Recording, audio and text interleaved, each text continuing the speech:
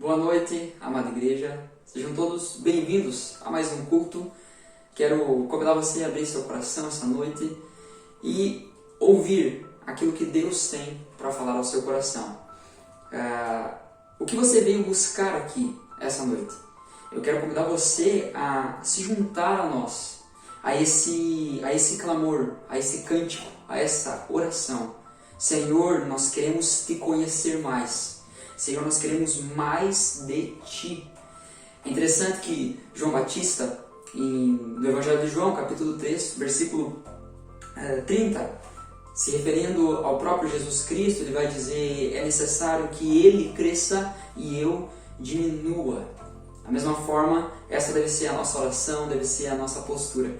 Que essa noite possamos elevar as nossas vozes, elevar os nossos corações a Deus, clamando, para que possamos conhecer mais a Ele.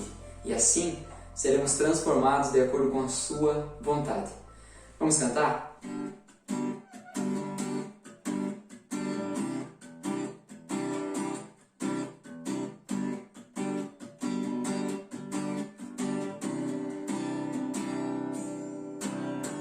Eu te busco, te procuro, ó Deus, no silêncio tu estás. Eu te busco, toda hora espero em ti, revela-te a mim, conhecer-te eu quero mais. Senhor, te quero, quero ouvir tua voz. Senhor, te quero mais. Quero tocar-te, tua face eu quero ver. Senhor, te quero mais. Prosseguindo para o alto eu vou, a coroa conquistar. Vou lutando, nada pode me impedir. Eu vou te seguir, conhecer-te eu quero mais. Senhor, te quero, quero ouvir tua voz. Senhor, te quero mais. Quero tocar-te, tua face eu quero ver. Senhor, te quero mais. Cante, cante conosco. Senhor, te quero, quero ouvir tua voz. Senhor, te quero mais. Quero tocar-te, tua face eu quero ver. Senhor, te quero mais. Queremos mais a ti, ó Deus. Senhor, te quero, quero ouvir tua voz. Senhor, te quero mais. Quero tocar-te, tua face eu quero ver. Senhor, te quero mais. Te queremos mais, ó Deus. Te queremos conhecer mais a ti, Deus. Queremos isso, em nome de Jesus. Amém. Gente boas, vamos para o sermão dessa noite. Eu quero convidar você a pensar e a construir comigo um entendimento acerca da redenção. Hoje é a primeira parte dessa nossa construção. Eu acredito que serão 2 sermões acerca disso, talvez possa esses 2 se tornar em 3, mas hoje será a primeira parte, onde nós construiremos um entendimento sobre redenção, um resgate total. A primeira parte, então, é intitulada, nós vamos definir o que é redenção. Através da Bíblia, iremos meditar, aprender o que é redenção. Eu quero convidar você nesse momento a orar junto comigo. Nós estamos aqui diante do Senhor, diante da sua palavra, não como quem domina a palavra. Na verdade, nós devemos nos colocar aqui como pessoas que querem ser dominadas pela palavra. Nós não queremos aqui encher o nosso entendimento, mas sermos enchidos, preenchidos com o entendimento do céu. Portanto, vamos orar. Vamos clamar a Deus, vamos clamar ao autor dessa palavra, aquele que escreveu essa palavra, para que Ele pregue, para que Ele testifique em nossos corações. Vamos orar? Feche seus olhos aí comigo. Senhor Deus e Pai, nós estamos aqui diante do Senhor, diante da Tua palavra, e nós rogamos, Senhor, nesse momento, por graça, por misericórdia, nós pedimos que o Senhor ministre em nossos corações. Senhor, abre os nossos olhos, abre o nosso coração, ilumina a nossa mente e incendeia os nossos corações, Senhor, com a Tua palavra. Ó Pai, que possamos terminar esse tempo diferente da forma que estamos iniciando. Continua a falar conosco. O Senhor já vem ao longo da semana ministrando em nós, agora através das canções que nós cantamos, verdades acerca do Senhor. Tu já esteve ministrando em nós. Pedimos que agora, através da Sua palavra, o Senhor ministre, continue ministrando em nossos corações.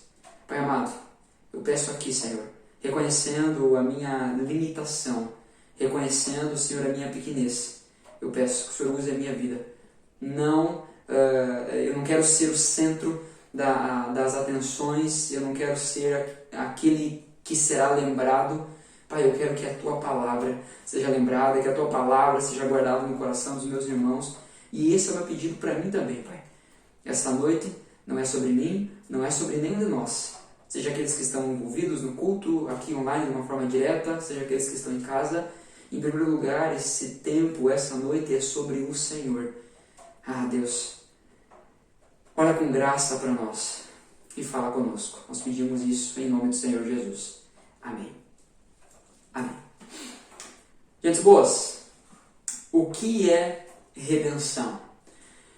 Essa primeira parte nós iremos definir, então iremos pensar um pouco a respeito desse termo, a respeito do que a Bíblia fala de redenção. Precisamos entender que redenção é um ato de compra. Redenção é resgatar um bem material e ou espiritual, é libertar alguém de um jugo opressor, é comprar um escravo para tratá-lo com bondade. Então aqui nós temos algumas definições acerca de redenção que nós vemos ao longo da Escritura. Nós vamos pensar um pouco melhor sobre isso ao longo desse sermão. A redenção, então, o ato da redenção, ela apenas troca o dono da propriedade. Essa propriedade pode ser um bem, pode ser uma pessoa, seja material, seja espiritual, mas a redenção, ela troca o dono da propriedade. Não deixa a propriedade, o objeto ou a pessoa que foi resgatada sem dono. Ela apenas troca o dono da propriedade. E isso é muito importante nós compreendermos. Pensa aí em alguém que adota um cachorro de rua. Né? Aquele cachorrinho que tu vê ali na rua da tua casa, passando fome, passando frio, na chuva, né? E você decide adotar aquele cachorro. Ou você vai na praça, né? Em algumas cidades tem na praça da cidade, tem um monte de cachorro lá disponíveis para ser adotados de forma gratuita, né? Porque são cachorros que estariam soltos na rua. Então você vai e adota esse cachorro. O fato de você ter adotado aquele cachorro, o fato de você ter pego aquele cachorro, não deixou o cachorro sem dono. Na verdade, ele pegou, você agora é o dono daquele cachorro. Vamos entender, então, essa noite o que a Bíblia fala sobre redenção. Eu sei que é uma ilustração bem boba e bem limitada, na verdade, mas eu quero que você entenda que um dos aspectos da redenção é retirar uma pessoa de um jugo opressor, de uma dificuldade, de uma escravidão e trazê-la para uma realidade melhor. Trazer para uma realidade onde ela será tratada de uma forma diferente. Vamos entender então que a Bíblia fala sobre redenção e nós vamos começar pelo Antigo Testamento. Eu quero convidar você a abrir a sua Bíblia em Êxodo capítulo 6, versículo 1 até o verso 8. Êxodo 6, nós vamos passar por alguns versículos essa noite. Nós não teremos um texto base. Hoje o sermão será temático, então nós vamos falar acerca desse tema e através então de textos específicos encontrarmos as verdades acerca disso. Então Êxodo capítulo 6, versículo 1 até o versículo 8. A Bíblia diz assim: Então o Senhor disse a Moisés: Agora você verá o que vou fazer ao faraó. Enquanto ele sentir o peso da minha forte mão, deixará o povo sair. Sim, pelo peso de minha forte mão fará o povo ir embora de sua terra. Deus também disse a Moisés: Eu sou Javé, o Senhor. Apareci a Abraão, Isaque e Jacó, como El Shaddai, o Todo-Poderoso. Mas não lhes revelei meu nome, Javé. Estabeleci com eles a minha aliança, mediante a qual prometi lhes dar a terra de Canaã, onde viviam como estrangeiros. Esteja certo de que ouvi os gemidos dos israelitas, que agora são escravos dos egípcios, e me lembrei da aliança que fiz com eles. Portanto, diga ao povo de Israel: Eu sou o Senhor. Eu os libertarei da opressão e os livrarei da escravidão no Egito. Eu os resgatarei com meu braço poderoso e com grandes atos de julgamento. Eu os tomarei como meu povo e serei o seu Deus. Então vocês saberão que eu sou o Senhor, seu Deus, que os libertou da opressão no Egito. Eu os levarei à terra que jurei dar a Abraão, Isaque e Jacó. Eu a darei a vocês como propriedade. Eu sou o Senhor. Sinônimos de redenção, então, é compra, é remissão, é libertar. São sinônimos de redenção. Resgate também é um sinônimo de redenção. Então, quando Deus diz que Ele irá redimir, aqui no versículo 6, a minha versão aqui é NVT, ela diz: Eu os resgatarei. Está querendo dizer aqui que Ele fará redenção, Ele redimirá o seu povo. Então tudo isso, a ideia da redenção, ela começa em Deus. Deus exerceu redenção em seu povo, muito antes de Moisés. Aqui é o primeiro texto que Deus fala claramente isso, mas muito antes de Moisés, porque o próprio texto nos diz que Ele se revelou a Abraão, a Isaque, a Jacó, mas Deus exerceu redenção em seu povo. Nós precisamos entender que no Antigo Testamento a redenção, antes dela ser aplicada na forma espiritual, no aspecto espiritual, ela foi aplicada como uma lei civil na nação de Israel, como parte da lei civil na nação de Israel. Quando Deus chama o povo, quando ali se inicia o êxodo, então, a saída do povo do Egito para rumo à terra de Canaã, a terra que Deus havia prometido dar ao seu povo, aos seus filhos. Então, quando começa ali o êxodo, Deus começa a dar as leis. E era a palavra de Deus, a lei que Deus estava dando, era a lei civil do povo. Era aquilo que hoje para nós no Brasil é a Constituição, é a lei máxima, né? Então essa era a palavra de Deus. E redenção, o aspecto da redenção, estava previsto então em lei dentro da nação de Israel. Por não vivermos naquele contexto, é provável que nós não compreendamos de fato, pelo menos não integralmente, o que significa redenção. Por exemplo, ninguém aqui precisa de uma explicação para saber o que é um chimarrão. Pode até não saber fazer. Pode até fazer e ficar entupido. Né? Pode até saber não escolher a melhor erva ou a temperatura ideal da água. né? Talvez isso pode também variar de gosto para gosto, mas ninguém aqui precisa de uma explicação sobre o que é o chimarrão. Agora, em algumas culturas e alguns outros locais, tu vai ter que explicar o que é o chimarrão, porque não fazem parte da nossa cultura. É um exemplo simples, mas para que a gente entenda que quando era falado sobre redenção ao povo de Israel, eles entendiam exatamente o que estava sendo dito.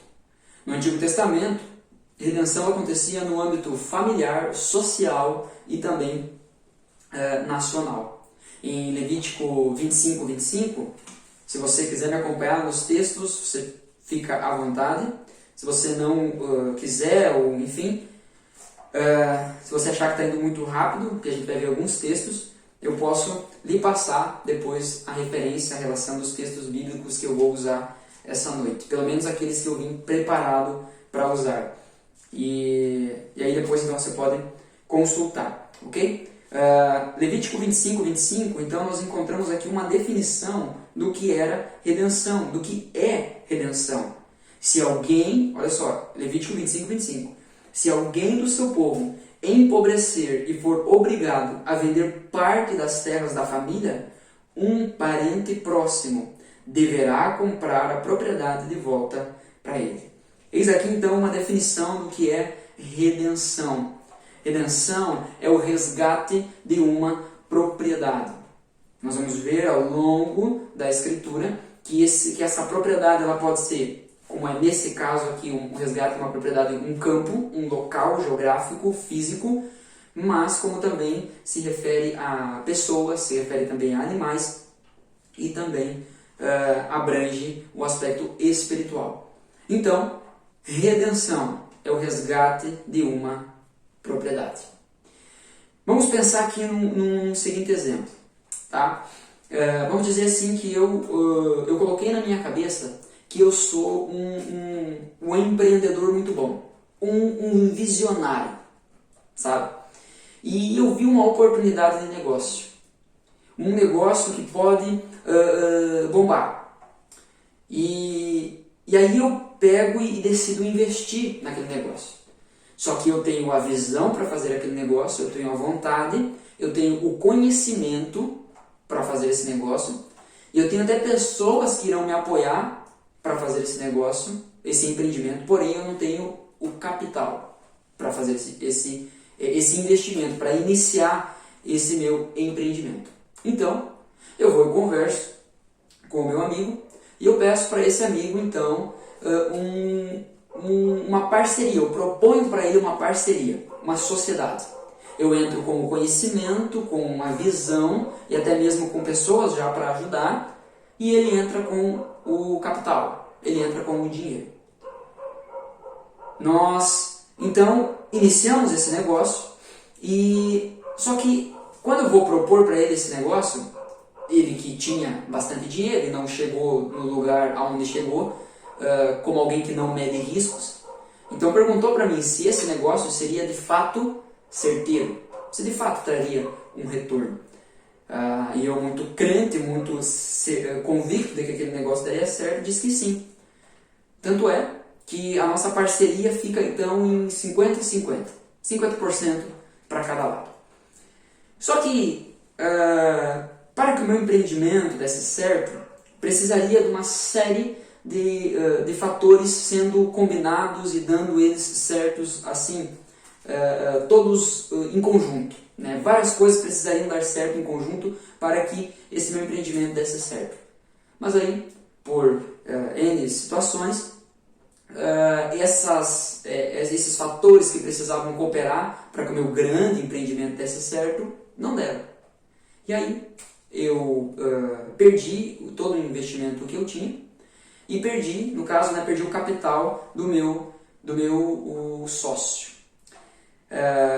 O que aconteceria nos nossos dias hoje é diferente do que aconteceria no Antigo Testamento, por exemplo, onde o investimento que muitas vezes se fazia, na maioria, era a questão da própria agricultura, pelo contexto em que eles viviam.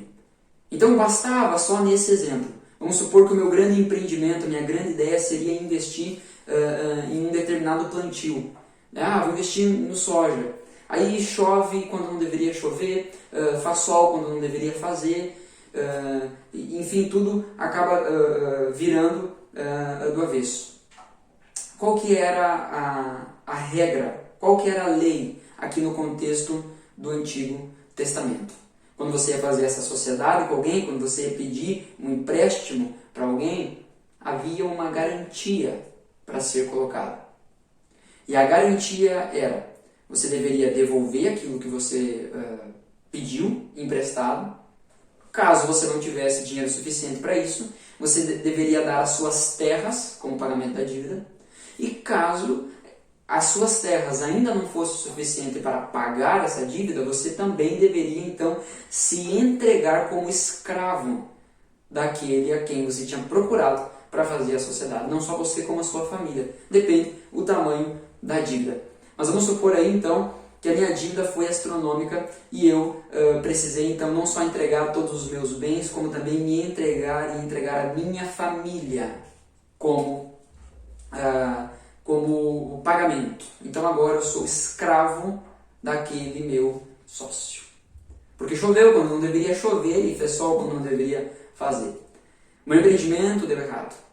Naquela época não havia cartório, né? Então os contratos, esses compromissos, eles eram feitos diante de testemunhas, normalmente nos portões das cidades. Agora, eu me tornei escravo, então, desse meu sócio. Haveria duas esperanças para mim. Ou melhor, três formas de eu sair da escravidão. Primeiro, seria o ano sabático. Então, se eu fosse judeu, né, o ano sabático me salvaria. Porque o ano sabático ele acontecia a cada 7 anos. Então, passava 6 anos. No 7º ano era o ano sabático, onde a terra deveria descansar e onde os escravos judeus seriam libertos. Então, se eu fosse judeu, essa seria uma esperança para mim. Êxodo, capítulo 21, vai então nos dar a ideia disso daí. Êxodo, capítulo 21, o versículo 1 e 2. Diz assim: estes são os decretos que você apresentará a Israel. Se você comprar um escravo hebreu, isto é, judeu, ele não poderá servi-lo por mais de 6 anos. Liberte-o no 7º ano, e ele nada lhe deverá pela liberdade. Olha só, então eu fiz essa bobagem, eu tentei fazer um negócio, me dei mal, mas no 7º ano eu estaria livre. Ok, mas isso se eu fosse judeu. Se eu não fosse judeu, a minha esperança seria o ano do jubileu. E aí, vamos para Levítico, capítulo 24, a partir do versículo 8. Levítico, capítulo 24, a partir do versículo 8. Perdão, não é o capítulo 24, é o capítulo 25. A partir do versículo 8 até o versículo 13. Então diz assim: contem 7 anos sabáticos, 7 vezes 7 anos, no total de 49 anos. Então, no dia da expiação do ano seguinte, façam soar toda a terra um toque longo e alto de trombeta. Consagrem esse ano, o 50º ano, como um tempo de proclamar a liberdade por toda a terra e todos os seus habitantes. Será um ano de jubileu para vocês, no qual cada um poderá voltar à terra que pertencia a seus antepassados e regressar ao seu próprio clã. O 50º ano será um jubileu para vocês. Nesse ano, não semearão os campos, nem ceifarão o que crescer espontaneamente, nem colherão as uvas dos vinhedos não podados. Será um ano de jubileu para vocês e deverão mantê-lo santo. Comam o que a terra produzir espontaneamente no ano do jubileu. Cada um poderá retornar à terra que pertencia a seus antepassados. Então, se eu não fosse judeu, a minha esperança de ser liberto então seria o ano do jubileu. Mas vamos dizer que eu estou aí com 50 anos de idade. E aí, faz 2 anos que foi o ano do jubileu. E eu fiz essa bobagem de querer sonhar mais alto do que a minha própria capacidade, enfim, e acabei me dando mal. Então agora eu tinha mais 48 anos para ser escravo. E só depois disso ser livre. Só que se eu estava com 50 anos agora, mais 48 anos até o próximo ano do jubileu, eu já teria 98 anos. Com 98 anos eu não quero mais ser livre, eu quero que o meu Senhor me cuide até o final da minha vida. Porque com 98 anos eu já não vou mais ter condições de trabalhar, de conseguir o meu próprio sustento. Mas nessa situação, então, ainda tem uma opção que é a redenção. Se levanta um resgatador, um redentor, se levanta um resgatador e paga a dívida por completo. Entendendo que a redenção, o redentor que se levanta e paga a dívida por completo, isso não é uma carta de alforria. Na verdade, o escravo apenas troca de dono. Vamos ver aqui ainda em Levítico capítulo 25, a partir do versículo 47. Versículo 47. Vai dizer assim: se algum estrangeiro ou residente temporário enriquecer enquanto vive entre vocês, e se algum do seu povo empobrecer e for obrigado a se vender para esse estrangeiro ou para um membro da família dele, continuará a ter o direito de ser resgatado, mesmo depois de comprado. Poderá ser comprado de volta por um irmão, tio ou primo. Aliás, qualquer parente próximo poderá resgatá-lo.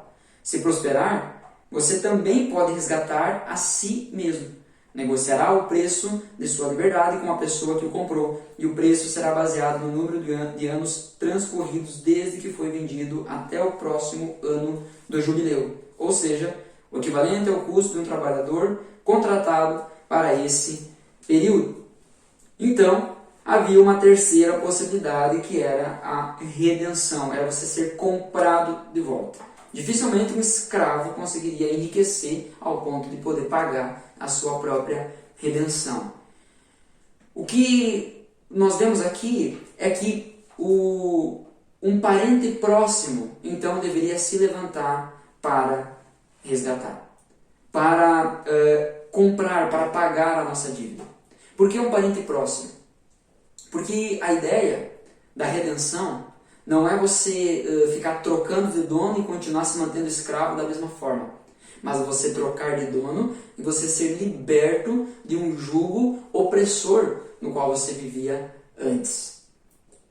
Então, por isso, um parente próximo, via de regra, um tio não compraria você para mantê-lo como escravo e oprimindo, né, a sua vida. Um primo, um tio, enfim, um parente próximo, qualquer parente próximo. Isso seria, então, um ato de bondade, de misericórdia. Então, o escravo poderia vir a se tornar livre, mais uma vez, nessas 3 circunstâncias: no ano sabático, no ano jubileu, ou através da redenção, que era, então, um resgatador, se levantar um resgatador para comprar e se tornar um novo dono desse escravo. Precisamos entender isso. Isso precisa ficar claro. Quando a redenção, quando o resgate era feito, a pessoa não era livre, a pessoa não era liberta. A pessoa trocava de dono. Mas agora, esperava-se que tivesse um dono, né, como é da família, tivesse um dono que não a tratasse como escravo, mas sim como ela é, um membro da família. O livro de Ruth, quero convidar você a abrir comigo lá. O livro de Ruth é uma história de redenção. É um livro curtinho, uma história curta, mas é uma história muito interessante de redenção. São apenas 4 capítulos, então vale a pena você dar uma lida aí num momento de leitura aí que você separa para ler a sua Bíblia, você consegue ler o livro inteiro de Ruth. Mas nesse momento eu quero apenas ler com você Ruth capítulo 4, versículo 5 até o versículo 10. Então Boaz lhe disse: é claro que ao comprar a propriedade de Noemi, você também deve se casar com Rute, a viúva moabita. Desse modo, ela poderá ter filhos que levem o nome de seu marido e mantenham a herança na família dele. Se é assim, não posso resgatá-la, respondeu o parente resgatador. Isso poria em risco minha própria herança. Resgate você a propriedade. Eu não posso fazê-lo. Naqueles dias, havia o seguinte costume em Israel. Quando alguém queria transferir o direito de resgate e troca, tirava a sandália e a entregava a outra pessoa para validar publicamente a transação. Assim, o outro parente resgatador tirou a sandália e disse a Boaz: compre você a propriedade. Então Boaz disse às autoridades da cidade e ao povo ao redor: vocês são testemunhas de que hoje comprei de Noemi toda a propriedade de Elimeleque, Quilion e Malom, e junto com a propriedade tomei como esposa Rute, a viúva moabita de Malom. Assim ela poderá ter um filho que leve o nome da família e de seu falecido marido, e herde a propriedade da família aqui na cidade natal dele. Vocês hoje são testemunhas disso. O que acontece? Noemi retorna para sua terra natal. Noemi era a sogra de Rute. Então, os filhos de Noemi morrem e Rute é uma das noras de Noemi. E ela volta junto com Noemi para a cidade natal. Chegando lá, então, Boaz é encontrado por eles. Enfim, eu vou pular aqui a história, mas desafio você a ler. Mas Boaz era um parente, mas não era o parente mais próximo da família de Noemi, da família de Rute. Noemi provavelmente queria vender a sua propriedade porque precisava se sustentar, afinal agora ela era viúva, né, e também os seus filhos haviam morrido. Então ela provavelmente estava querendo vender as suas terras para o seu sustento. Boaz descobriu isso e foi então atrás do resgatador mais próximo. Ele se interessou de primeiro momento, mas como soube que precisaria casar com Rute para manter a geração, a descendência do marido dela, ele decidiu dar para trás e então aí Boaz assume. O livro de Rute ele é uma história de redenção. É interessante que, se você vai perceber, ali no finalzinho do livro de Rute, Boaz ele toma então Rute como sua esposa, ela engravida, e se você ver ali a pequena genealogia que tem, Rute, lá no Novo Testamento nós veremos que ela entra na genealogia do Messias, do Deus encarnado, né, na pessoa de Jesus Cristo aqui na Terra. Rute foi ninguém mais, ninguém menos que bisavó do grande rei Davi. O livro de Rute é uma história de redenção. É a história de um homem que resgata a propriedade, resgata uma mulher, resgata uma família, tira-as de uma posição de vergonha, tira-as de uma posição de humilhação, de pobreza, resgata-as e muda a sua vida. Ele agora é dono. A propriedade, o campo, as terras e também a própria Rute se tornam propriedade de Boaz. Mas ele a toma como esposa. Ele a ama, ele a protege, ele a cuida. E da mesma forma como Noemi, né, derrama também o seu cuidado sobre ela. O objetivo da redenção, então, não era para oprimir, mas para libertar. Libertar do jugo que antes e outrora esteve sobre a pessoa. Há uma área na teologia chamada de tipologia. A tipologia bíblica é o estudo de figuras, símbolos bíblicos, especialmente de cerimônias e ordenanças do Velho Testamento, que prefiguram a dispensação da graça e as coisas celestes. Exemplo, vamos entender o que significa essa definição. Basicamente coisas do Antigo Testamento que apontam para coisas maiores, que nós vamos compreender no Novo Testamento. Basicamente, a definição um pouco mais tranquila. Mas vamos entender isso melhor através da própria Bíblia. Então, eu quero convidar você a abrir a sua Bíblia aí em Êxodo. Êxodo capítulo 16. Êxodo capítulo 16, o versículo 15. Êxodo 16, o versículo 15. Quando os israelitas viram aquilo, perguntaram uns aos outros: o que é isso? Pois não faziam ideia do que era. Moisés lhes disse: esse é o alimento que o Senhor lhes deu para comer. Então, aqui nós vemos esse texto aqui, o contexto disso aqui é falando sobre o maná que estava caindo do céu.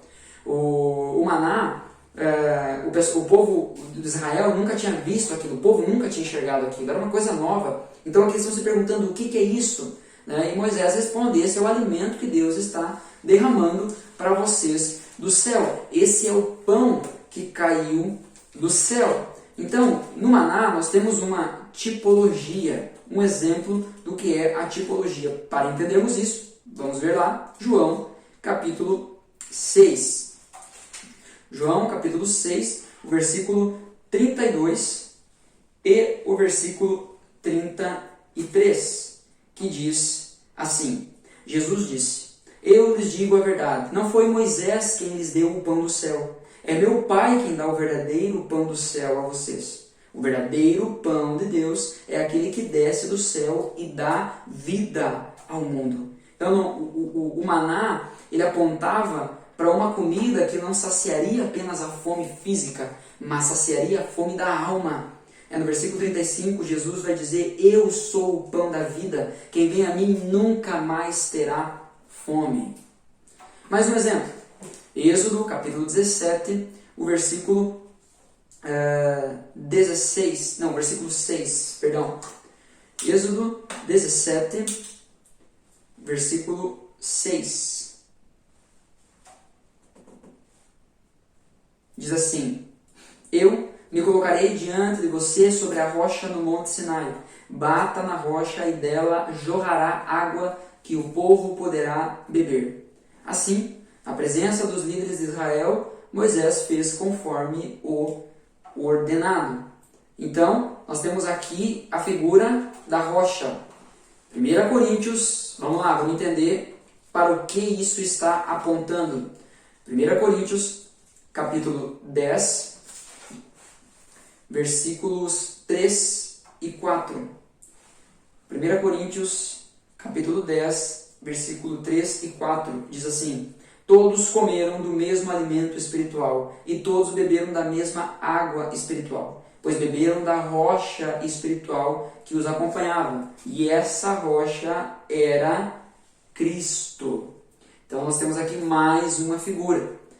Ainda temos outra que eu gostaria aqui de mencionar, mas vou apenas dizer aqui a referência, só para a gente não tornar muito extenso esse momento aqui para fundamentar a questão da redenção no Antigo Testamento.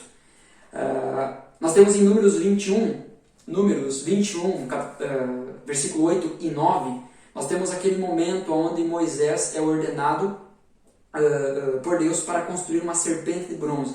É o momento onde o povo duvida de Deus, e como castigo, como punição, Deus manda serpentes venenosas para morder o povo, para picar o povo. E muita gente morreu naquele dia. Aí Deus manda então Moisés fazer uma serpente de bronze, colocá-la numa estaca e levantar. E todo aquele que olhasse para a serpente, ainda que fosse olhasse para a serpente de bronze, ainda que fosse picado por uma serpente venenosa, não morreria. Mas o que isso aponta? Isso aponta lá para a conversa de Jesus com Nicodemos. João, capítulo 3, versículo 14 e versículo 15, Jesus vai dizer: assim como Moisés levantou a serpente no deserto, assim o Filho do Homem deve ser levantado, para que todo aquele que olhar para ele seja salvo. Então, essa é a ideia de tipologia bíblica. Boaz é um tipo de resgatador. O que Boaz faz aponta para um resgatador. Todos esses exemplos que nós vimos de resgate aqui apontam para um tipo de resgate diferente e perfeito. Enquanto no Antigo Testamento a redenção fazia parte da lei, da constituição legal do povo, e era, fugiu a palavra agora, no Antigo Testamento a redenção ela era limitada a coisas materiais, a propriedades ou até mesmo a pessoas em si, mas ela inicia lá no início, ela inicia lá atrás com o próprio Deus resgatando o seu povo, fisicamente, sim, dando uma terra geográfica, sim, então, mas ao mesmo tempo resgatando o povo, para que o povo fosse adorá-lo, para que o povo fosse conhecê-lo. Então, o fim da redenção nunca foi apenas tornar um escravo livre, ou apenas tirar uma pessoa de uma situação ruim para colocá-la numa situação melhor. A redenção, ela encontra o seu ápice em Jesus Cristo. No Novo Testamento, então nós vamos entender que a redenção, ela é espiritual. No Novo Testamento, a redenção, ela é realizada apenas por Cristo Jesus. Não é um tio, não é um primo, não é um parente próximo, não é alguém com muito dinheiro, não é um benfeitor. A redenção espiritual, a redenção das nossas vidas, ela é feita apenas por Cristo Jesus. Ainda que seja espiritual, na sua essência, essa redenção ainda pode apresentar manifestações físicas, como cura de doenças, enfim, tantos outros milagres que a gente vê na Escritura e também muitos de nós já experimentamos. Alguns desses milagres físicos, materiais, coisas inexplicáveis acontecendo diante dos nossos olhos. Ainda que a redenção seja em sua essência espiritual, ela também impacta o material, o físico. Mas ok, se no Antigo Testamento a redenção se tornava necessária quando alguém tinha uma dívida e era escravo, por que a redenção no Novo Testamento? Qual é o motivo? Qual é a causa? O que torna necessário a redenção no Novo Testamento? Eu quero ler com você Colossenses capítulo 2, versículo 11. Colossenses capítulo 2, versículo 11 até o versículo 15, que diz assim: Em Cristo vocês foram circuncidados, mas não por uma operação física, e sim espiritual, na qual foi removido o domínio de sua natureza humana. No batismo, vocês foram sepultados com Cristo, e com Ele foram ressuscitados para uma nova vida por meio da fé no grande poder de Deus, que ressuscitou Cristo dos mortos. Vocês estavam mortos por causa de seus pecados e da incircuncisão de sua natureza humana. Então, Deus lhes deu vida com Cristo, pois perdoou todos os nossos pecados. Ele cancelou o registro de acusações contra nós, removendo e o pregando na cruz. Desse modo, desarmou os governantes e as autoridades espirituais e os envergonhou publicamente ao vencê-los na cruz. Havia uma dívida contra nós. Havia uma dívida a qual nós não teríamos condições de pagar. E Cristo pagou essa conta. Que dívida era essa? A dívida do pecado. A dívida da ofensa a Deus. Cristo pagou. Cristo morreu por nós. Cristo se entregou por nós. O versículo 14 diz: Ele cancelou o registro de acusações. Ele cancelou a dívida que tinha contra nós. Desse modo, ele desarmou os governantes e as autoridades espirituais. Ele mostrou publicamente o que ele estava fazendo. Ele envergonhou os nossos acusadores, diabo e os seus demônios, publicamente na cruz. Havia testemunhas. A redenção do Antigo Testamento aponta para o clímax, para a grande redenção do Novo Testamento, em Cristo Jesus. Segunda carta de Pedro, capítulo 2, versículo 19, vai dizer, falando ali a respeito de falsos mestres, falsos pastores, pessoas que diziam ser o que não eram. Vai dizer que eles prometem liberdade, mas eles próprios são escravos da corrupção, pois cada um é escravo daquilo que o controla. Vamos voltar aqui para o texto de Colossenses 2. Olha ali o que diz no final do versículo 11. Ou melhor, o versículo 11 inteiro. Em Cristo vocês foram circuncidados, mas não por uma operação física, e sim espiritual, na qual foi removido o domínio de sua natureza humana. Se nós somos escravos daquilo que nos domina, então nós somos escravos da nossa natureza humana se Cristo não operar redenção nas nossas vidas. Nós somos escravos da nossa natureza humana, e a nossa natureza humana ela é pecaminosa. A nossa natureza humana é pecadora. Há uma dívida contra nós. Uma dívida de pecado, uma dívida enorme. O salário do pecado é a morte. Nós estamos escravizados com essa dívida. Nós nos tornamos escravos porque nós não temos condições de pagar essa dívida. Os nossos bens, as nossas conquistas, os nossos recursos, nada disso é suficiente. Ainda que a gente tente entregar tudo isso em prol do pagamento da nossa dívida, não é suficiente. A nossa vida foi tomada como pagamento por essa dívida, a dívida do pecado. Cada um é escravo daquilo que o controla. E a única maneira de sermos libertos do controle da nossa natureza humana, isto é, da nossa natureza pecaminosa, é Cristo operando redenção. É o nosso Senhor Jesus se levantando como um resgatador. Colossenses capítulo 1, versículo 13 e o versículo 14,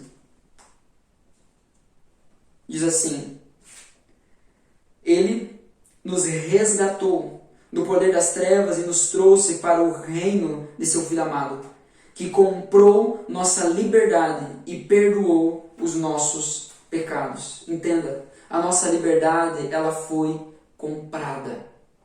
A nossa liberdade foi comprada. Houve um resgatador que se levantou. Entendendo que a redenção ela não cai de paraquedas no contexto bíblico, ela não cai de paraquedas no Novo Testamento. Há toda uma história sobre redenção, entendendo que redenção é um ato de compra. Redenção faz com que a propriedade troque de dono. Antes, nós éramos escravos da nossa natureza. Por consequência, escravos do diabo. Vivíamos em desobediência. Éramos escravos porque vivíamos em ofensa. Estávamos sob a ira de Deus. Mas agora nós somos resgatados. Agora nós temos um novo dono. Cristo não nos chamou, não nos comprou para agora então dizer: agora vocês vão e voem, façam o que você quiser. Voltando para aquela ilustração tão simples e até boba que eu usei no início, mas eu quero fazer apenas um contraste. O que Cristo fez com nós foi a gente chegar lá e adotar aquele cachorro e trazer para casa.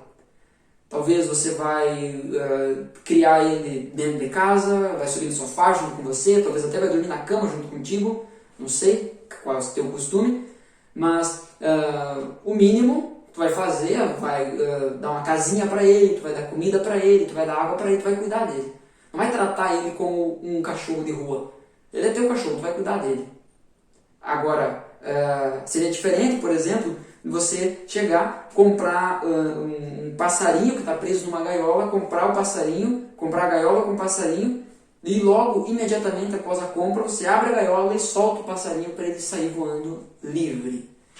O que Cristo faz conosco não é esse exemplo do passarinho, mas sim o exemplo do cachorro. Nós temos um dono, mas não é um dono que nos trata com desprezo, com descaso. Não é um dono que nos trata para sermos escravos, oprimidos. Pelo contrário, o jugo dele é leve, o seu fardo é suave. Ele é manso e humilde de coração. Ele não nos chama mais de escravos, mas sim de amigos. Apocalipse 3:20 diz que Ele nos convida para sentarmos na mesa com Ele, para cearmos com Ele. É para isso então que Cristo nos comprou, foi para isso que Ele nos resgatou, para sermos libertos da escravidão que vivíamos por causa do pecado. Porque o pecado, a nossa natureza humana nos dominava. Foi necessário que se levantasse um resgatador. E esse resgatador é Cristo Jesus. Efésios capítulo 1, versículo 7. Efésios capítulo 1, versículo 7 diz: Ele é tão rico em graça que comprou nossa liberdade com o sangue de seu Filho e perdoou os nossos pecados. Entenda, você foi comprado. Você foi comprado. Não como um passarinho que estava numa gaiola e agora sai livre voando por aí. Não, você tem um dono. Redenção é isso. O processo da redenção é isso, é a mudança de dono, de proprietário. E nós precisamos confiar que o nosso Senhor é ao mesmo tempo o nosso Pai. Se nós começarmos a entender o que significa o ato da redenção nas nossas vidas, nós começaremos a compreender o que os próprios autores, a forma como os autores dos livros da Bíblia se apresentam. Paulo, servo do Senhor Jesus Cristo. Sabe o que significa servo ali? É escravo. Ele tem um dono, ele não tem querer. Ele entende que o seu Senhor o trata com amor, com uma promessa de uma vida plena. Não na vida presente, mas especialmente na vindoura. Tiago, a epístola de Tiago, e aqui não é Tiago, o discípulo de Jesus, que seguiu Jesus no início, mas é o irmão, por parte de mãe, obviamente, mas é o irmão de Jesus, que não cria em Jesus, mas posteriormente acabou se convertendo e crendo que Cristo, que Jesus era o Messias. Ele inicia a sua carta dizendo: eu, Tiago, ele não se apresenta como irmão de Jesus, ainda que pudesse. Ele se apresenta como servo, como escravo do Senhor Jesus. E é isso que nós somos. Nós somos escravos, mas escravos que são tratados como membros da família. Ele é tão rico em graça que comprou nossa liberdade com o sangue de seu Filho e perdoou os nossos pecados. Ele nos comprou e nos perdoou. Não há mais dívida. Cristo pagou as nossas dívidas. Se Cristo operou redenção na sua vida, suas dívidas estão pagas. 1 Timóteo, capítulo 2, versículos 5 e 6, vai dizer que há um só mediador entre Deus e os homens, o homem Cristo Jesus. Ele deu sua vida para comprar a liberdade de todos. Essa é a mensagem que foi entregue ao mundo no momento oportuno. Ele deu a sua vida para comprar a vida de todos. Comprar para si, tomar para si a vida. Não para comprar e depois largar por aí. Ele toma para si. Ele é o bom pastor. Esse é o nosso Senhor. Salmo 23, versículo 1. O Senhor, de quem eu sou escravo, é o meu pastor. É aquele que me cuida, não o que me oprime. O Senhor é o meu pastor e de nada sentirei falta. Eu não sentirei falta da liberdade que o mundo me oferece. Porque não há lugar melhor para estar do que nos cuidados do meu Senhor. Esse meu Senhor bondoso que me comprou. Esse Senhor bondoso que me resgatou. Eu estava na imundícia do pecado. Eu estava num lamaçal de pecado. Num lamaçal de podridão, de sujeira, de iniquidade. E o meu Senhor, com mão forte, com poderoso braço, Ele me resgatou. Ele me puxou, Ele me livrou dos inimigos que eram fortes demais para mim. Isso é redenção. Ele nos comprou, Ele nos resgatou, Ele nos redimiu, Ele nos salvou. Primeira carta de Paulo aos Coríntios, capítulo 6, versículo 19 e 20. Vocês não sabem que seu corpo é o templo do Espírito Santo, que habita em vocês e lhes foi dado por Deus? Vocês não pertencem a si mesmos, pois foram comprados por alto preço. Portanto, honrem a Deus com seu corpo. Honrem a Deus com seu corpo. A redenção de Jesus é feita de uma vez por todas. Nós fomos comprados por um alto preço. Você foi comprado por um alto preço. Honre a Deus com o seu corpo. Honre a Deus com o seu corpo, porque essa redenção, essa compra, ela não nos dá mais a possibilidade de nos endividarmos mais uma vez. Mas ela nos chama para perto e nos prende ali. Nós temos um dono, nós temos um Senhor, nós temos um pastor que nos cuida, que nos ama. A redenção de Jesus é feita de uma vez por todas. Não precisa ser feita novamente. Essa compra não precisa ser realizada mais uma vez. É uma compra perpétua, eterna. Abra comigo em Hebreus, capítulo 9.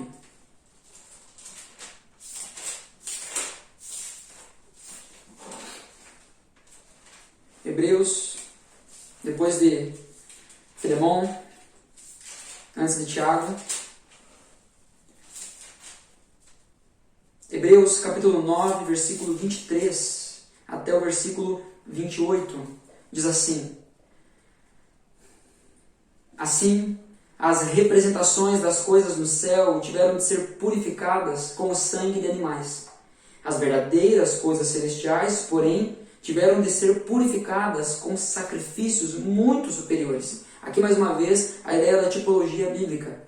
As coisas aqui na terra, as cerimônias do templo no Antigo Testamento, o sumo sacerdote, o cordeiro que era imolado no dia da expiação, tudo isso aqui era natural, o sangue natural.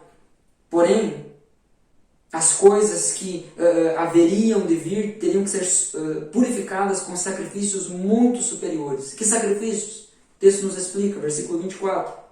Pois Cristo não entrou num santuário feito por mãos humanas, mera representação do santuário verdadeiro no céu. Então, o santuário aqui, no Antigo Testamento, apontava para o verdadeiro santuário no céu.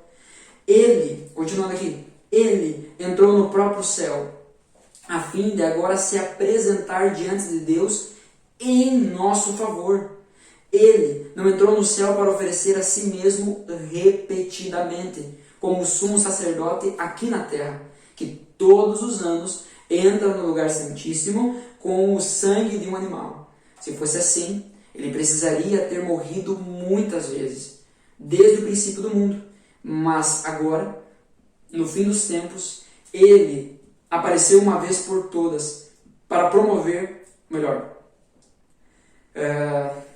iniciar de novo esse versículo 26. Se fosse assim, ele precisaria ter morrido muitas vezes, desde o princípio do mundo. Mas agora, no fim dos tempos, ele apareceu uma vez por todas para remover o pecado mediante sua própria morte em sacrifício. E, assim como cada pessoa está destinada a morrer uma só vez, e depois disso vem o julgamento, também Cristo foi oferecido como sacrifício uma só vez, para tirar os pecados de muitos. Ele voltará, não para tratar de nossos pecados, mas para trazer salvação a todos os que o aguardam com grande expectativa. Então, a redenção de Jesus é feita de uma vez por todas. Ela não precisa ser repetida vez após vez. A compra dele é perpétua. Está consumado. Não foi parcelado. Não foi empenhorado. Está consumado. A dívida foi paga. O texto nos diz que assim como uma pessoa morre uma só vez, Cristo foi entregue uma só vez. O texto diz que após a morte da pessoa, ela não reencarna, ela não fica viajando por aí, ela não fica num purgatório, ela não fica numa espécie de limbo, onde há ainda a oportunidade de redenção. Não. O tempo de nós vivermos essa redenção é hoje, é aqui na Terra. A questão é, Cristo ele voltará, não agora para tirar os pecados daqueles que ele comprou, porque ele já comprou e já removeu os pecados. Agora ele voltará para entregar a salvação, para trazer a salvação a todos aqueles que aguardam o seu Senhor com grande expectativa. Eu fui comprado, eu pertenço ao meu Senhor e eu aguardo ansiosamente, com grande expectativa, eu aguardo a sua volta. Quem é você nessa história? Quem é você nessa história? Qual é a resposta que você dará nessa história? Diante de tudo isso, portanto, nós precisamos entender que somente um irmão, somente um parente próximo, um semelhante, poderia se tornar o resgatador. É por isso que Cristo encarna. Achado em figura humana, ele morre em nosso lugar e nos resgata do poder do pecado. Romanos capítulo 5, versículo 15.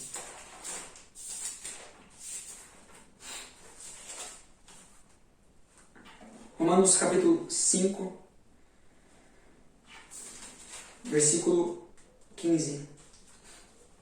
Vai nos dizer assim: mas há uma grande diferença entre o pecado de Adão e a dádiva de Deus. Pois o pecado de um único homem trouxe morte para muitos. Ainda maior, porém, é a graça de Deus e sua dádiva, que veio sobre muitos por meio de um único homem, Jesus Cristo. E o resultado da dádiva de Deus é bem diferente do resultado do pecado de um único homem. Pois enquanto o pecado de Adão levou à condenação, a dádiva de Deus nos possibilita ser declarados justos diante dele, apesar de nossos muitos pecados. A morte reinou sobre muitos por meio do pecado de um único homem. Ainda maior, porém, é a graça de Deus e sua dádiva de justiça. E todos que a recebem reinarão em vida por meio de um único homem, Jesus Cristo. É verdade que um só pecado de Adão trouxe condenação a todos, mas um só ato de justiça de Cristo removeu a culpa e trouxe vida a todos. Por causa da desobediência a Deus de uma só pessoa, muitos se tornaram pecadores, mas por causa da obediência de uma só pessoa a Deus, muitos serão declarados justos. A lei foi concedida para que todos percebessem a gravidade do pecado, mas à medida que o pecado aumentou, a graça se tornou ainda maior. Portanto, assim como o pecado reinou sobre todos e os levou à morte, os escravizou na morte, agora reina a graça que nos declara justos diante de Deus e resulta na vida eterna por meio de Cristo Jesus, nosso Senhor.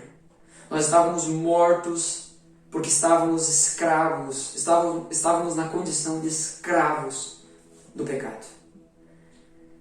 Mas Cristo, por meio da obediência de Cristo, Ele nos justificou. Ele nos comprou, Ele nos resgatou para si. Irmãos, o meu anseio é me encontrar no seguinte quadro. Quero convidar você a abrir a sua Bíblia lá em Apocalipse. Apocalipse capítulo 5, a partir do versículo 9. Eu quero me encontrar nesse quadro. E entoavam um cântico novo com estas palavras: Tu és digno de receber o livro e abrir os selos e lê-lo, pois foste sacrificado com teu sangue, e com teu sangue compraste para Deus pessoas de toda tribo, língua, povo e nação. Tu fizeste delas um reino de sacerdotes para nosso Deus, e elas reinarão sobre a terra. As pessoas que estarão no céu, as pessoas que estarão salvas, as pessoas que serão salvas, que desfrutarão da comunhão eterna com Deus, Cristo e o Espírito Santo em toda a sua plenitude, são aquelas pessoas que foram resgatadas, foram aquelas pessoas as quais receberam o ato da redenção em suas vidas. Essas que estarão lá entoando um novo cântico, estarão lá reconhecendo que Ele é o único digno de receber o livro, de abrir os selos e lê-lo, porque Ele foi sacrificado e com o seu sangue Ele comprou para Deus. É propriedade dEle. Ele comprou para Deus pessoas de toda a tribo, língua, povo e nação. E Ele tornou aquelas pessoas que eram escravas do pecado, estavam subjugadas pelo pecado, estavam oprimidas, estavam sendo destruídas pelo pecado. Ele comprou com o seu sangue todas as pessoas e fez delas um reino de sacerdotes para nosso Deus, e elas reinarão sobre a terra. Ser escravo do Senhor Jesus não é vergonha, mas é a maior honra, porque sermos escravos, é reconhecermos que fomos comprados por esse sangue precioso, é o que nos torna, na era vindoura, reis, um reino de sacerdotes para o nosso Deus, e nós reinaremos sobre essa terra. Um escravo que foi comprado, tratado como família, tornado rei e sacerdote para o nosso Deus. No fim das contas, não é um negócio ruim entender que nós fomos comprados, que somos escravos do nosso Senhor Jesus. Compreender a redenção de Cristo é mais do que saber o que esse termo significa, mas é submeter-se àquele que te comprou por um alto preço. É ter a convicção de que foi regenerado pelo poder do Espírito Santo e de que agora é propriedade exclusiva de Deus. Você foi comprado. Você que está me ouvindo, você vive essa realidade. Você vive essa convicção. Romanos 8:16 diz que o Espírito testifica ao meu Espírito que eu sou dele. Você vive essa realidade. Você reconhece que foi comprado, porque se você foi comprado, você é escravo dele. E se você é escravo dele, você já não, como diziam as mães, você não se governa. Você não é todo mundo. Você tem um Senhor e você deve obedecê-lo. A sua vida hoje tem demonstrado que você tem um Senhor? Ou tem demonstrado que você é dono do seu próprio nariz? Que na verdade a ilusão de sermos donos do nosso próprio nariz é sermos escravos da nossa natureza humana. E nós sabemos muito bem qual é o local, qual é o lugar que isso nos coloca. Que essa noite eu e você possamos compreender que nós somos comprados e comprados por um alto preço. Nós não somos donos. Não existe essa de meu corpo, minhas regras. Não existe essa de meu carro, meu dinheiro, minha vida, minha família, minhas propriedades, meu corpo. Não existe. Tudo pertence ao Senhor. Nele nós nos movemos e existimos, porque dele, por ele e para ele são todas as coisas. A ele pertence toda a honra e toda a glória para todos sempre. Amém.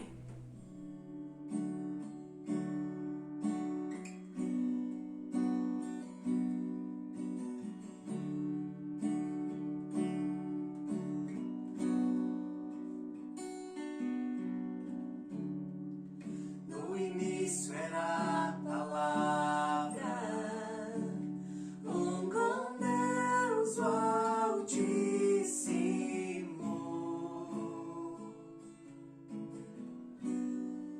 O mistério de tua glória, Cristo em ti se revelou. Ó, quão lindo esse nome é, ó, quão lindo esse nome é, o nome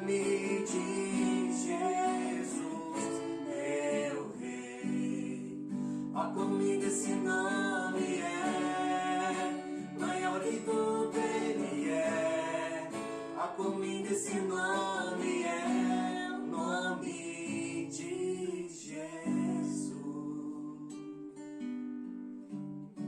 Deixou o céu para buscar-nos, veio para nos resgatar.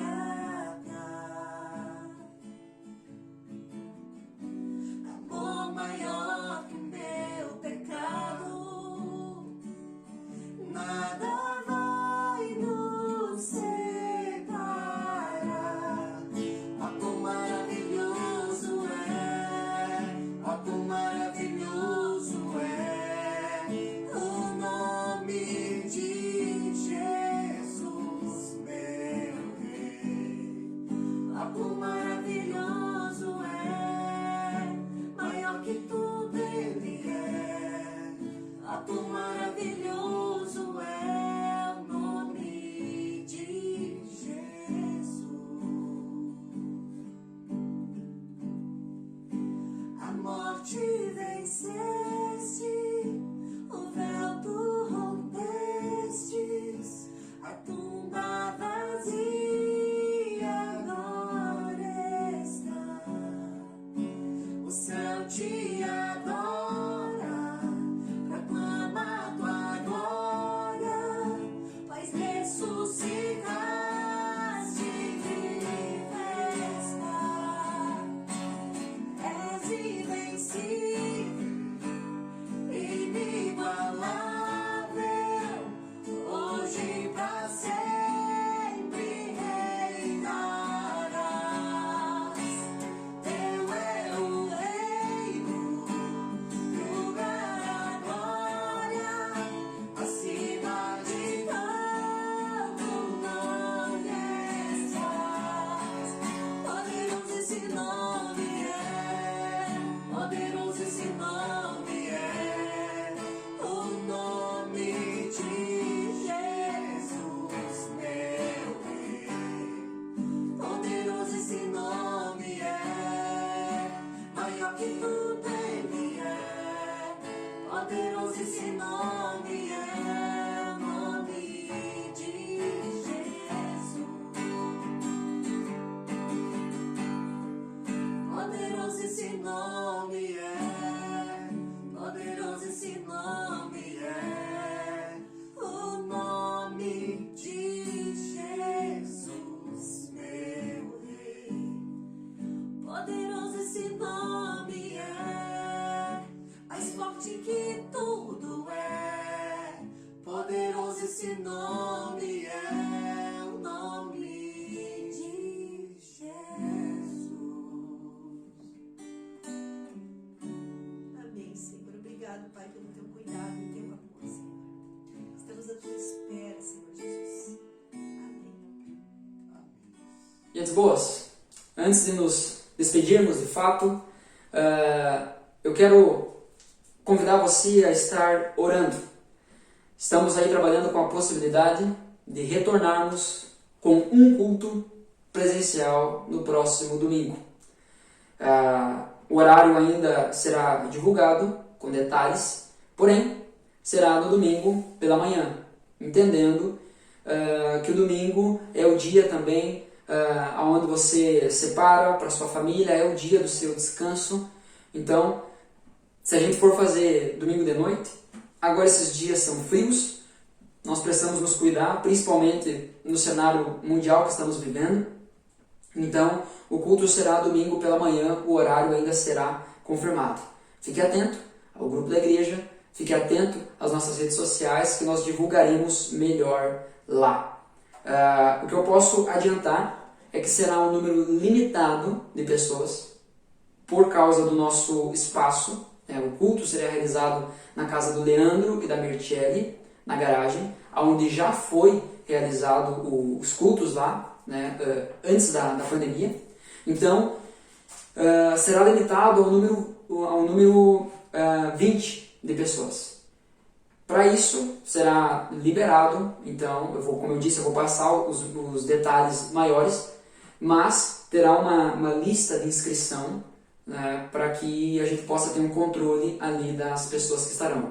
não precisa nem dizer, mas eu vou dizer, que será mantido o distanciamento, o uso obrigatório de máscara, álcool em gel, né, a porta dos fundos e também um pouco da garagem ao lado ficar aberta para que a circulação de ar seja possível.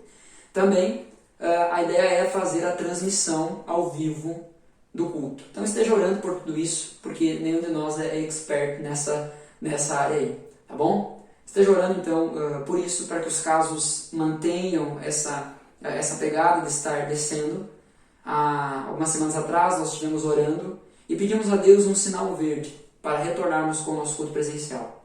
E o nosso sinal foi para que os casos ativos baixassem para 100 mais uma vez. Os casos ativos, então, são os casos, as pessoas que estão transmitindo, né, ao mesmo momento, ao mesmo tempo, o vírus.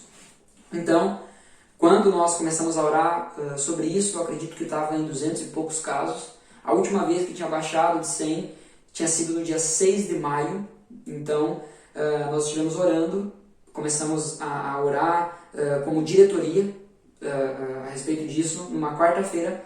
Na segunda-feira os casos foram a 99 e depois disso, 2 dias depois, subiram de novo, foi a 120 e poucos, 130 e poucos, e depois reduziu de novo para 98. Hoje, domingo, eu não sei se eles vão divulgar o boletim, não tenho informação de quanto está hoje, mas entendemos que isso foi um sinal de Deus para fazermos um teste. Precisamos que todas as pessoas que desejarem participar do culto presencial respeitem, à risca, aquilo que será passado quanto aos cuidados, né, com a nossa saúde. Se não for possível fazer a transmissão ao vivo, no mínimo, o áudio do sermão será disponibilizado. Estejamos orando por isso, para que Deus nos dê uma direção. Dependendo como for as coisas, talvez futuramente a gente até realize 2 cultos para também poder atender um número maior de pessoas. Mas vamos orar e que Deus nos conduza. Quero orar pela sua vida, quero orar pela vida da sua família. Mais uma vez me coloco à disposição, se você quiser conversar a respeito de algo, se tem meu telefone lá no grupo, pode entrar em contato comigo. Vamos orar, vamos agradecer a Deus pela sua redenção, pela compra que Ele fez das nossas vidas, nos resgatou dos nossos pecados, né, nos resgatou das mãos do inimigo e assim nos tornou membros da sua família. Vamos orar. Senhor Deus e Pai, em nome de Jesus eu quero te agradecer pela tua graça, te agradecer pelo teu amor. Queremos te agradecer pela tua palavra, Senhor, que é viva e eficaz. Tua palavra que não volta vazia. Ó Pai, que essa noite nós possamos terminar o nosso tempo aqui entendendo. Nós temos um dono. Ou ele é Satanás, ou é o Senhor. Ou a nossa vida, por causa dos nossos pecados, está subjugada por Satanás, ou nós somos comprados pelo teu sangue. Nós somos regenerados pelo teu Espírito Santo. Que possamos ser questionados e confrontados pelo teu próprio Espírito acerca disso. Que o Senhor nos ajude a entender, Senhor, o que tu espera de nós. Pai, nós clamamos em nome de Jesus, que o Senhor esteja nos abençoando quanto ao culto presencial que teremos no próximo domingo. Que o Senhor nos abençoe, Senhor, também na construção aqui do nosso templo, que está andando, está evoluindo. Peço, ó Deus, que o Senhor abençoe as pessoas que têm sido fiéis na contribuição, que estão sendo fiéis e gratas ao Senhor e por isso estão contribuindo. Peço que o Senhor derrame bênção sem medida sobre a vida delas. Enquanto as pessoas que têm alimentado o Deus Mamon nos seus bolsos, que o Senhor toque o coração delas e gere um arrependimento verdadeiro, genuíno. Que possamos no próximo domingo continuar o nosso pensamento, a nossa construção de pensamento em relação às implicações da redenção nas nossas vidas. O Senhor abençoe, ó Deus, a nossa semana, abençoe, ó Deus, as nossas famílias. Pedimos que o Senhor continue nos guardando, o Senhor esteja restaurando a vida daqueles que estão enfermos, aqueles que estão sofrendo, seja pelo vírus ou seja por qualquer outra coisa. Que o Senhor restaure, que o Senhor dê da tua saúde, Senhor. Que o Senhor, ó Deus, levante aquele que está acamado. Dá-nos do teu ânimo para que possamos cumprir a nossa missão aqui nessa cidade. Em nome do Senhor Jesus, nós oramos assim, gratos e rendendo glória ao teu nome. Amém. Amém. Que Deus abençoe a sua vida. A minha oração é que o amor do Pai, a graça do Senhor Jesus e a consolação, o auxílio, o encorajamento do Espírito Santo esteja sobre a sua vida, sobre a vida da sua família.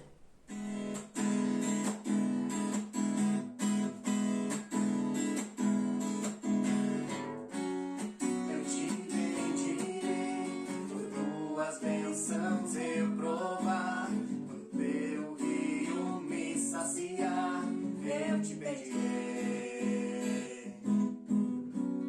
Eu te bendirei, quando no deserto estiver, quando a solidão me envolver, eu te bendirei. Pelas bênçãos recebidas, te dou louvor. Quando as trevas me cercarem, cantar eu vou. Eu te bendirei, ó Senhor, eu te bendirei.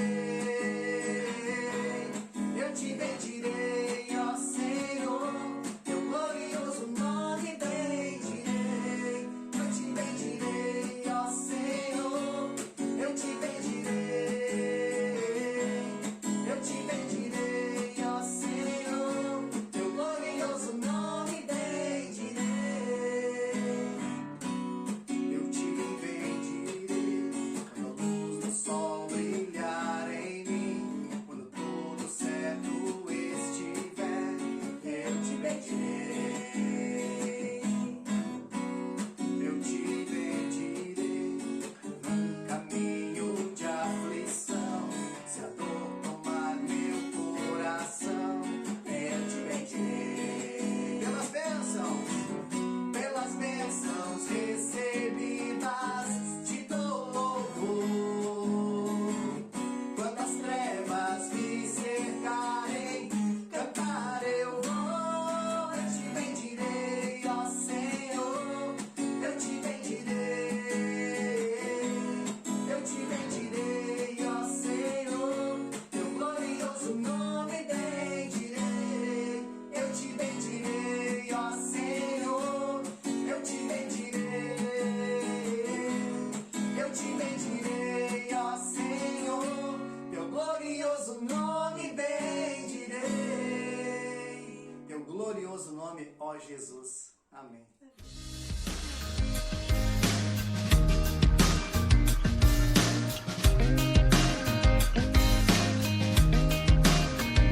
Until you stop breathing, till you stop bleeding, until your heart stops kick drum beating. When it's hard times, when it's long days, and the enemy is right up in your face. When your back's against the ropes, and you're feeling all alone. Keep fighting the good fight. Keep letting your light shine.